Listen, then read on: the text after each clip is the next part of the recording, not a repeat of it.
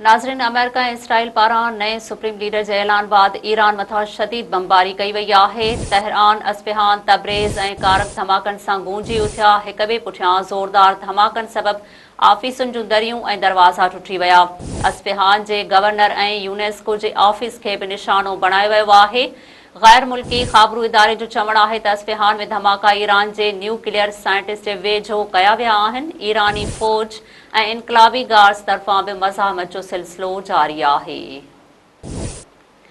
नाज़रीन, तव्हांखे हिकु भेरो ॿीहर ब्रेकिंग न्यूज़ खां आगाह कंदा हलूं त अमेरिका ऐं इसराइल पारां नए सुप्रीम लीडर जे ऐलान बाद ईरान मथां शदीद बमबारी कई वई आहे।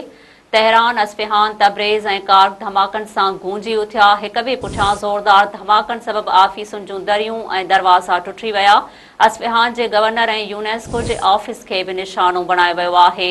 गैर मुल्की ख़ाबरू इदारे जो चवणु आहे त अस्फहान में धमाका ईरान जे न्यूक्लियर साइंटिस्ट जे वेझो कया विया आहिनि।